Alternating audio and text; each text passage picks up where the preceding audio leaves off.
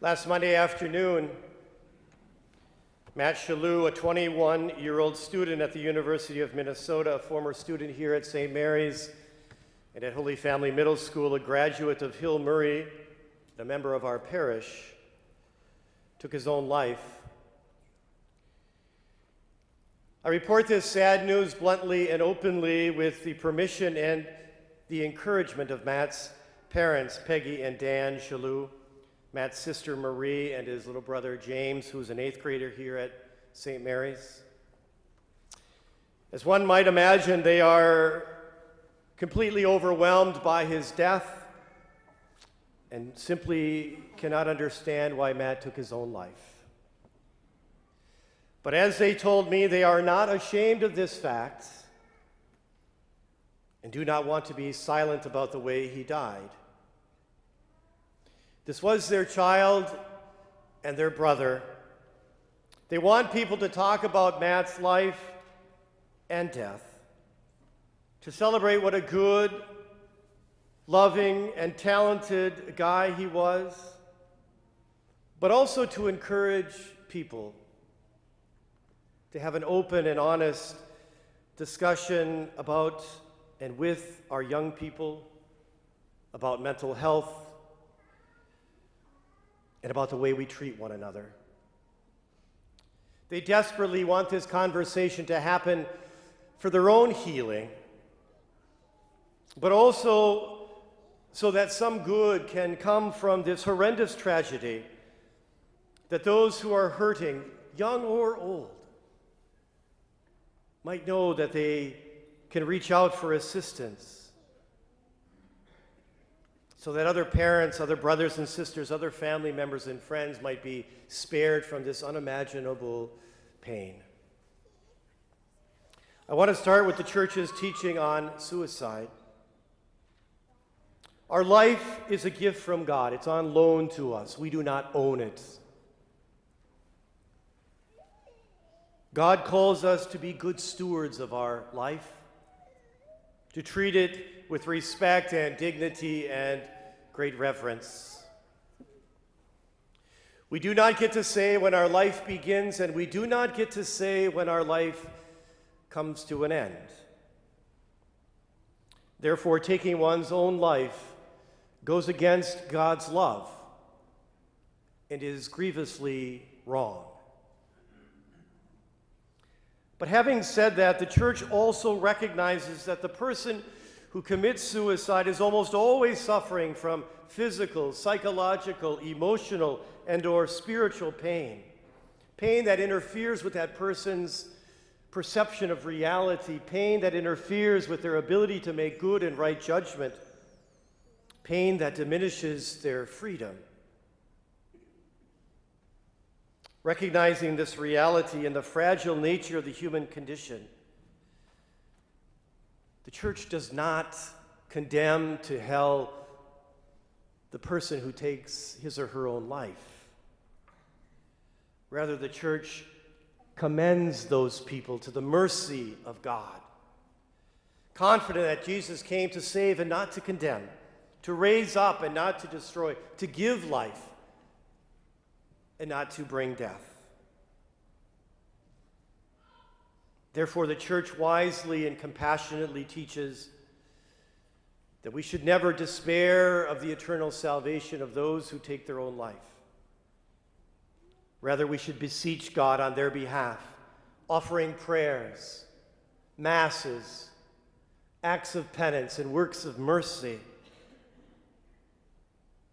by ways known to God alone. Matt and others who take their own life can know and enjoy eternal salvation. This understanding of the Church's teaching certainly brought some comfort and relief to Matt's family. But there is no teaching and there is no explanation that can reach, let alone remove, that deep and almost undescribable pain that they are enduring. Left with the questions of why. Did I miss something? Should I have seen this? Could I have said or done something?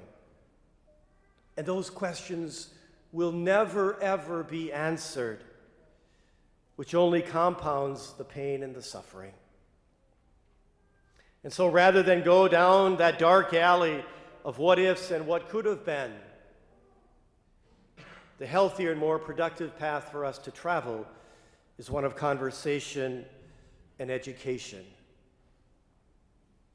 And my dear young people, I start with you. Please hear me. There is nothing that you have done, and there is nothing that you could ever do for which taking your life is the answer. Yes, bad things will happen to you. And life can be cruel and painful and overwhelming at times. You will do stupid things and you will make serious mistakes, just like your parents did, and just like your coaches and teachers and your priests. Yes, your parents and others will be disappointed in the choices you make, and you must face the consequences of those choices.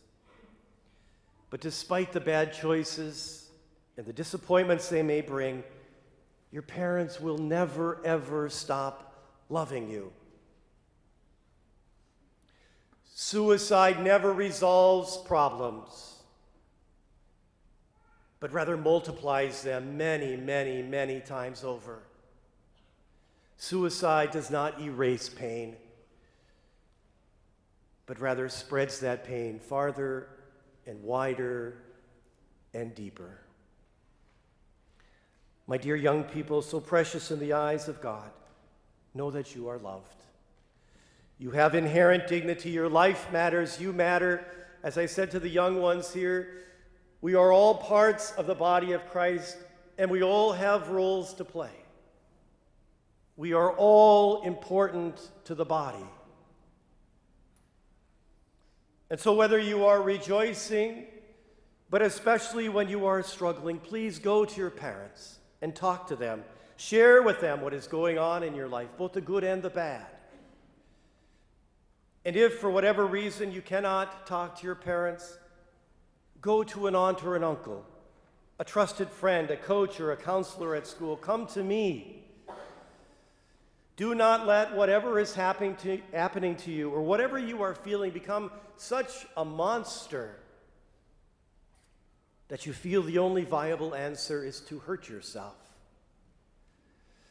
Regardless of what that voice inside your head is telling you, taking your own life is never, ever the right answer. I beg you, please, if you are struggling, talk to someone. My dear parents, I pray for all of you. You have been entrusted with these children from God. These are fragile gifts that will thrill you on some days and drive you up the wall the next. They will turn to you for care and guidance at one moment and be screaming at you for greater independence and freedom the next. God entrusts you with these children with a fundamental goal in mind: to introduce your children to the same unconditional love that God offers to you.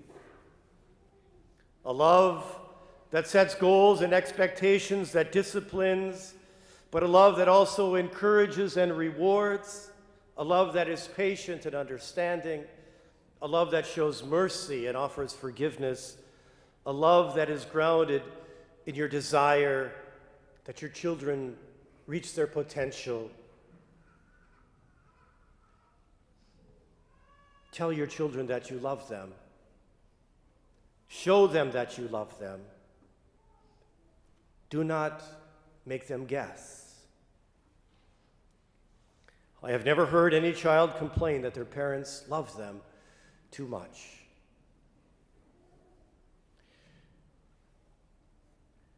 Matt Shalou was a wonderful son and a terrific brother. He was a friend to many, a talented musician, a really smart guy who enjoyed the water and the ski slopes. His little brother said he was a goofball, and his brother adored him. Matt's smile lit up the room, and he was loved intensely by many, and he didn't see it. He couldn't see it. Whether it was exhaustion from a birth defect that left him very short in stature, the pain that came with that, or whether it was people bullying him because of that, or because of a mental or emotional illness, or probably some combination of all of that, the result was a distortion of Matt's reality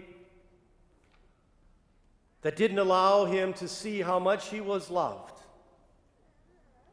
and that caused him to make a very, very, very bad decision with fatal consequences. Yesterday, we commended Matt to God's mercy and prayed that he be at peace, resting in the presence of the Lord with all the saints and angels. May his mom and dad, his sister and brother, and all his relatives and friends be comforted by the Christian community, because when one part of the body hurts, as we heard St. Paul today, when one part hurts, all the parts hurt. May the family be comforted by their faith in a very gentle and merciful God. And for us, we are called to heed and live by Matt's final message: be nice to everyone. Let us examine our words and our deeds, what we say and what we don't say. Let us recognize the gift of life in each other, a gift that demands our reverence, our respect, and our dignity.